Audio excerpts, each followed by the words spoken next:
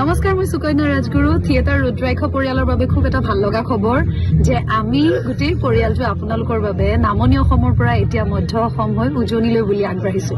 এই সেগতে আপোনালোকক জনাব বিচাৰিছো যে 20, 21, 22 জানুৱাৰীত আমি আপোনালোকলৈ আগবঢ়াব বিচাৰিছো থিয়েটাৰ ৰুদ্ৰাক্ষৰ বৰ্ণাঢ্য আয়োজন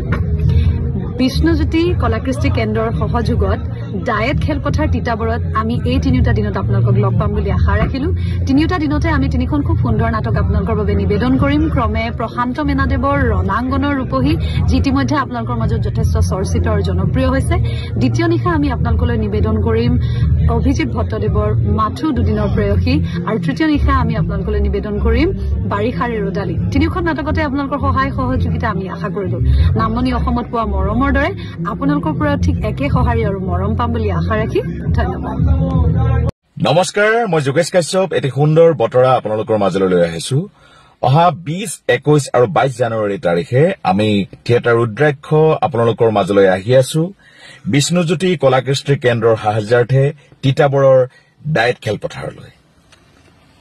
পুনৰ কৈছো অহা 20, 21 আৰু 22 জানুৱাৰী তাৰিখে আমি থিয়েটাৰ ৰুদ্ৰাক্ষ আপোনালোকৰ মাজলৈ আহি আছো বিষ্ণুজ্যোতি কলাকৃষ্টি কেন্দ্ৰৰ সাহায্যাৰ্থে তিতাবৰৰ ডায়েট খেলপথাৰলৈ গতিকে আশা ৰাখিছো আমাৰ তিনিখাৰ খুব সুন্দৰ তিনিখন নাটক অভিজিত ভট্টাচাৰ্যদেৱৰ মাথু দুদিনৰ প্ৰেয়সী প্ৰশান্ত মেনাদেৱৰ ৰণাংগনৰ ৰূপহী আৰু অভিজিত ভট্টাচাৰ্যদেৱৰ বাৰিষাৰে ৰদালি এই তিনিখন সুন্দৰ নাটক উপভোগ কৰিবলৈ আপোনালোকে আমাৰ প্ৰেক্ষাগৃহত তিনিখা যাতে উপস্থিত হয় আশা ৰাখিছো ধন্যবাদ তিতাবৰ বিষ্ণুজ্যোতি কলাকৃষ্টি কেন্দ্ৰৰ সৌজন্যত আমি ৰুদ্ৰাক্ষ থিয়েটাৰক নিমন্ত্ৰণ জনাইছিলো 20, 21, 22 জানুৱাৰী তিনিটা নিশাৰ বাবে আৰু তেওঁলোকে আমাৰ লগত অক্টোবৰৰ 10 তাৰিখে আমাৰ লগত চুক্তিবদ্ধ কৰিছে তেওঁলোকে 25,000 টকা আমাৰ পৰা এডভান্স লৈ গৈছে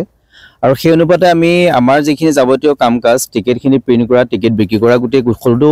তিতাবৰবাসী ৰাইজৰ ওচৰত আমি টিকেটখিনি লৈ পেলাই গৈছিলো আৰু সমগ্ৰ ৰাইজৰ আমি সহায় পাইছিলো থিয়েটাৰখনৰ কাৰণে আৰু তেওঁলোকৰ ওচৰত আমি টিকেটখিনি বিক্ৰী ইতিমধ্যে আমি শেষ কৰিলো আৰু পইচা তেওঁলোকৰ পৰা আমি যি আদায় কৰিব লাগে সেই পইচা আমি আদায়ও কৰিলো আৰু থিয়েটাৰ পৰিচালনা সমিতিৰ লগত থিয়েটাৰৰ লগত আমি কথা পাতিছো তেওঁলোকে কৈ আছে যে আমি 20 তাৰিখে আপোনালোকৰ তাত আমি পেণ্ডেল কৰিম কিন্তু আমি বিশেষ সূত্ৰৰ পৰা গম পালো যে তেওঁলোকৰ ইয়াৰ আগৰ যিটো পেণ্ডেল সেই পেণ্ডেলটো হোৱা নাছিল সেই সূত্ৰে আমি তেখেতসকলক কথা পাতিছিলো তেখেতসকলে আমাক ইমানে আশ্বস্ত কৰিছিল ফোনেৰে বা আমি তেওঁলোকৰ লগত আমি ঘৰত গৈ মালিকৰ ঘৰত গৈ আমি কথা পাতিছো তেওঁলোকে কৈছে 20 তাৰিখে আমি তিতাবৰৰ পৰা আমি উজনি অসমৰ নতুন যাত্ৰাটো আৰম্ভ কৰিম সেই অনুপাতে আমি টিকেটৰ যিমানখিনি আমি পইচা তুলিবৰ কাৰণে আছে আমি সেইখিনি পইচাও তুলিলো ইতিমধ্যে কিন্তু তেওঁলোকে আজি 20 তাৰিখ গতে কালিলৈকে তেওঁলোকে আমাৰ ওচৰত পেণ্ডেল আহি নপৰিলে কিন্তু কালিও তেওঁলোকে আমাক কৈছে যে 20 তাৰিখটো বাদ দি আপোনালোকে 21 তাৰিখৰ পৰা আমি পেণ্ডেল কৰিম হেতু কাৰণে আমি কালি দিনটো আমি ৰৈ দিলো কিন্তু আজি দিনত আমি কালি তেওঁলোকৰ ৰাতিপুৱা আজি সময় দিছিলো যে ৰাতিপুৱা আপোনালোকৰ পেণ্ডেল আমাৰ ইয়াত পৰিব লাগিব কিন্তু নপৰাৰ কাৰণে আমি এতিয়া তিতাবৰ থানাত আমি এখন এজাহাৰ দিছো আৰু ইয়াৰ পিছত আমি আইনগত ব্যৱস্থা আমি তেখেতসকলৰ ওচৰত লম যিহেতু আমি 3 মাহ আমাৰ যি খৰচ হ'ল 3 মাহ টিকেট প্ৰিন্ট কৰা বা তেওঁলোকৰ কলাকুশলীখিনি ৰাখিবৰ কাৰণে আমাৰ যিমানখিনি এডভান্স দিবলগীয়া হৈছে গাড়ী আমি দৌৰাই আছো গতিকে সেই যিমান ক্ষতিপূৰণ সেই ক্ষতিপূৰণ কিন্তু তেওঁলোকে আমাক দিব লাগিব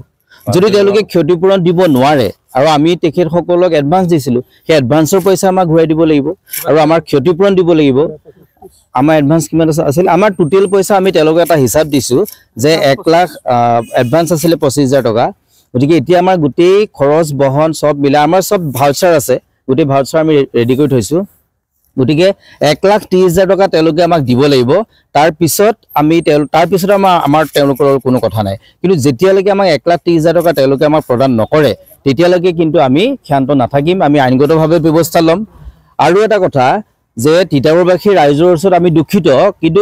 এই কথাটোৰ কাৰণে আমাৰ 1% আমাৰ গাত কোনো কাৰণে দুখ নাই কাৰণ আমি থিয়েটাৰখন আনিম বুলি কৈ আছিলো আমি তেখেতসকলৰ পৰা পইচা কালেক্ট কৰিছিলো গতিকে আমি থিয়েটাৰখনৰ নোহোৱাৰ কাৰণে আমি জগৰীয়া কোনো কাৰণতে নহয় গতিকে ইয়াৰ কাৰণে জগৰীয়া আছে মালিকপক্ষ তেওঁলোকৰ লগত কিবা পইচাৰ লেনদেনৰ কাৰণে তেওঁলোকে থিয়েটাৰখন আনিব পৰা নাই আৰু আমি তিতাবৰবাসী ৰাইজক এটা কথা আশ্বস্ত কৰি দিছো প্ৰতিশ্ৰুতি দিছো যে অহা 30 তাৰিখৰ ভিতৰত আপোনালোকৰ পৰা আমি যিমান পইচা আমি আগতীয়া ধন আপোনালোকে আমাক প্ৰদান কৰিছিল সেই পইচা আমি 30 তাৰিখৰ ভিতৰত আপোনালোকৰ সম্পূৰ্ণ পইচা আমি উভতাই দিম আমি যেটো আমাৰ ডাইট খেল পথালে আমি গৈছো দেখিছো বহুত মানুহ আপোনাৰ থিয়েটাৰ চাবলৈ আহিছে কিন্তু বন্ধুৱাল চন্দৱাল মাইটো আছে এই তিতাবৰীয়া থিয়েটাৰ ভাল কৰা ভানুন থিয়েটাৰ ভাল কৰা ৰাইজক আপুনি কি ক'ব বিচাৰে তেখেতসকলৰ আমি ক্ষমা প্ৰাৰ্থী আমি আকৰবাৰ কৈছো আচলতে কথাটো কি হৈছে আমি যিকেইজন মানুহে থিয়েটাৰ পৰিচালনা সমিতিৰ লগত জড়িত হৈ আছো আমি কালিৰ পৰা বা আজি 3 দিন ধৰি আমি অকল এই কথাটোতে দৌৰি আছো তো সেইটো কাৰণে আমি তেনেকুৱা কোনো ধৰণৰ এনাউন্সমেন্টৰ ব্যৱস্থা আমাৰ কৰা নহলে সেই কাৰণে আমি তিৰৰবাসী ৰাইজৰ ওচৰত আমি দুখিত ক্ষমা প্ৰাৰ্থী কিন্তু আমাৰ যে সোশ্যাল মিডিয়া আছে সোশ্যাল মিডিয়াত আমি ইতিমধ্যে ঠিক 2 বজাৰ পৰা আমি আমাৰ এই যে থিয়েটাৰখন যে বাতিল হৈছে সেই খবৰটো আমি ইতিমধ্যে বিয়পাই দিছো আৰু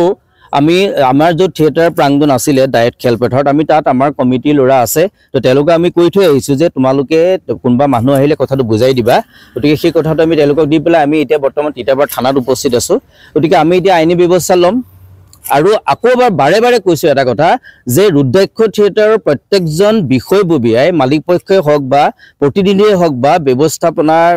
ব্যক্তিয়ে হওক গতিকে আমাৰ যি ক্ষতিপূৰণ সেই ক্ষতিপূৰণ কিন্তু আমাক লাগিবই আৰু সেই ক্ষতিপূৰণ আমাক দিবই লাগিব